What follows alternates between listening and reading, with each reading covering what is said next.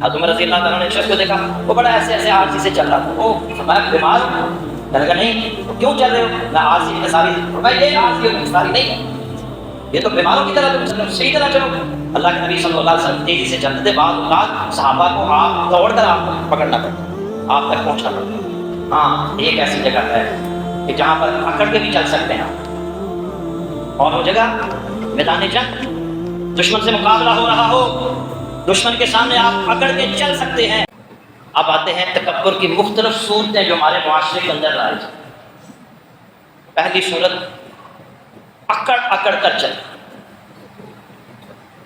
بعض بندوں کی عادت ہوتی ہے ایسے کاٹن کا سوٹ پا کے گلیاں بازاراں چ جا رہا ہے، یہ تکبر ہے.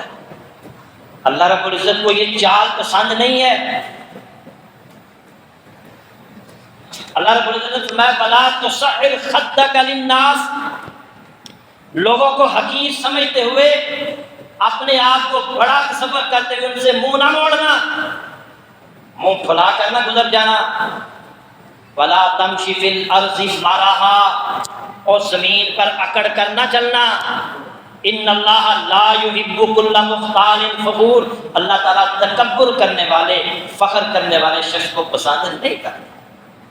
اور سورہ بنی اسرائیل میں فرمایا ولا تمشی فی الارض مرحا انک لن تخرق الارض ولن تبلغ الجبال طولا، اور زمین پر اکڑ اکڑ کر نہ چل. تم اکڑ اکڑ کر چل کر ہماری زمین کو پھاڑ نہیں دے گا، اور نہ ہی تو پہاڑوں کی بلندیوں تک پہنچ جائے.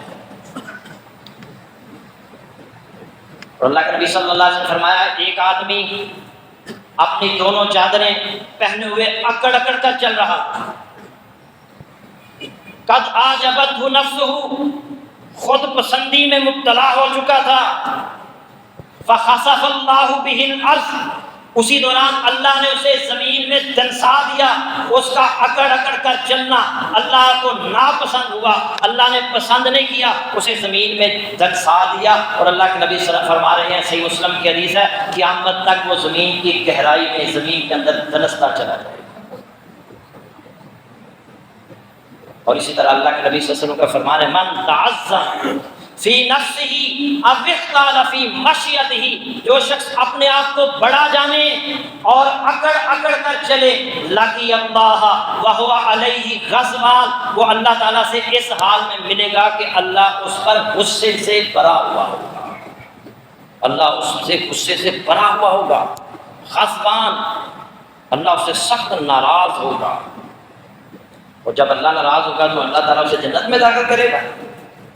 لا يدخل الجنت من كان في قلبه مثقال ذرة من کبر، جس کے دل میں ذرہ برابر بھی تکبر ہوا وہ جنت میں داخل نہیں ہوگا. اور ذرہ کیا ہے؟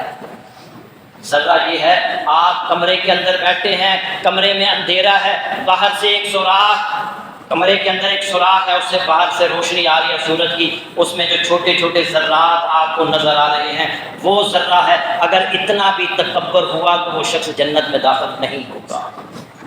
یہ میری بات نہیں، یہ امام الانبیاء کی بات ہے، محمد رسول اللہ صلی اللہ علیہ وسلم کی بات. اللہ کے جو بندے ہیں، رحمان کے بندے، اکڑ کر نہیں چلتے. وَعِبَادُ الرَّحْمَٰنِ الَّذِينَ يَمْشُونَ عَلَى الْأَرْضِ هَوْنًا، رحمان کے بندے زمین پر چلتے ہیں تو عاجزی سے، انکساری سے چلتے ہیں. ان کی چال کے اندر وقار ہوتا ہے، سکون ہوتا ہے. لیکن یہ بھی یاد رکھیں کہ ایسے بھی نہیں چلنا کہ بندہ بیمار ہے، بیماروں کی طرح نہیں چلنا. اللہ کے نبی صلی اللہ علیہ وسلم اس طرح چلتے تھے کہ کأنہا یتحد عن سبب، گویا ڈلوان سے نیچے اترتے. اللہ کے نبی صلی اللہ علیہ وسلم اونچائی سے جیسے بندہ اترتا ہے نا، ایسے اللہ کے نبی تیزی سے چلتے، بیماروں کی طرح نہیں چلتے. حضرت عمر رضی اللہ تعالیٰ نے ایک شخص کو دیکھا، وہ بڑا ایسے ایسے عارضی سے چل رہا تھا. وہ فرمایا بیمار ہو؟ کہنے لگا نہیں. تو کیوں چل رہے ہو؟ میں عارضی انکساری سے. فرمایا یہ عارضی اور انکساری نہیں ہے، یہ تو بیماروں کی طرح تم چل رہے ہو، صحیح طرح چلو. اللہ کے نبی صلی اللہ علیہ وسلم تیزی سے چلتے تھے، بعض اوقات صحابہ کو آپ دوڑ کر آپ کو پکڑنا پڑتا، آپ تک پہنچنا پڑتا. تو رحمان کے بندے عاجزی، انکساری سے چلتے ہیں. ہاں ایک ایسی جگہ ہے کہ جہاں پر اکڑ کے بھی چل سکتے ہیں، اور وہ جگہ میدان جنگ، دشمن سے مقابلہ ہو رہا ہو، دشمن کے سامنے آپ اکڑ کے چل سکتے ہیں، احد کا میدان ہے، اللہ کے نبی صلی اللہ علیہ وسلم اپنی تلوار نکالتے ہیں اور فرماتے ہیں اس تلوار کا حق کون ادا کرے گا؟ بڑے بڑے صحابہ آگے بڑے، اللہ کے نبی ہم اس کا حق ادا کریں گے۔ آپ نے تلوار نہیں دی، ابو دجانہ رضی اللہ تعالیٰ عنہ آگے بڑھتے ہیں، اے اللہ کے نبی میں اس تلوار کا حق ادا کروں گا۔ اس تلوار کا حق کیا ہے؟ فرمایا اس تلوار کا حق یہ ہے کہ اس سے دشمن کی گردنیں اڑاتے چلے جاؤ، اڑاتے چلے جاؤ، ان کے سر قلم کرتے چلے جاؤ یہاں تک کہ اسے ٹیڑھا کرو۔ کہنے لگے میں اس کا حق ادا کروں۔ آپ نے تلوار ان کو عطا کر دی۔ اب جب تلوار ان کو عطا کی، انہوں نے مونچھوں کو تاؤ دیا، سر پر لال رنگ کا کپڑا لپیٹا اور دشمن کی طرف ایسے اکڑ اکڑ کر چلنے لگے۔ اللہ کے نبی صلی اللہ علیہ وسلم کی چال کو دیکھ کر مسکرا رہے ہیں اور فرما رہے ہیں یہ چال اللہ کو پسند نہیں ہے، مگر اس موقع پر اللہ کو پسند ہے، مگر اس موقع پر دشمن کے ساتھ مقابلہ کے لیے جب آپ مقابلہ کر رہے ہو تو ان کے سامنے اکڑ کر چل سکتے ہیں، مگر اپنے بھائیوں کے سامنے اس زمین پر اکڑ کس چیز کی؟ اپنی پیدائش پر انسان غور کرے، کیوں وہ تکبر کرتا ہے، کیوں وہ اکڑتا ہے؟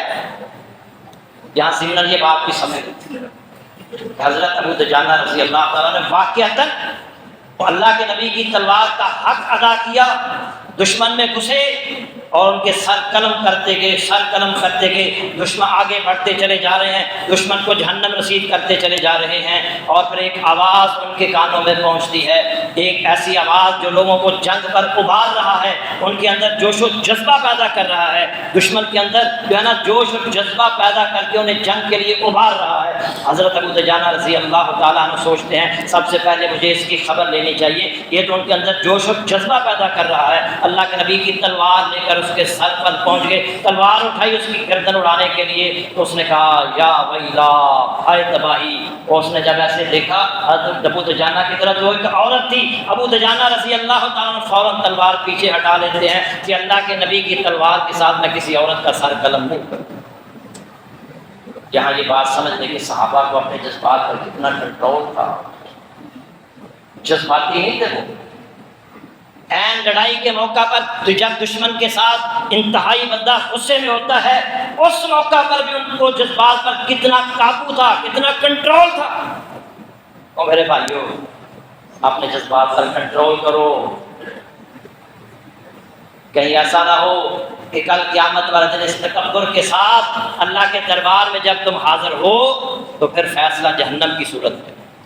تو تکبر کو نکال کر باہر پھینک کے اپنے اندر عاجزی انکساری پیدا کریں۔ مزید اسی موضوع پر انشاءاللہ آئندہ بھی گفتگو ہوگی۔ اللہ سے دعا ہے کہ اللہ تعالیٰ قرآن و سنت پر عمل کی توفیق عطا فرمائے اور تکبر جیسے گناہ سے ہمیں محفوظ فرمائے۔ وآخر دعوانا الحمدللہ۔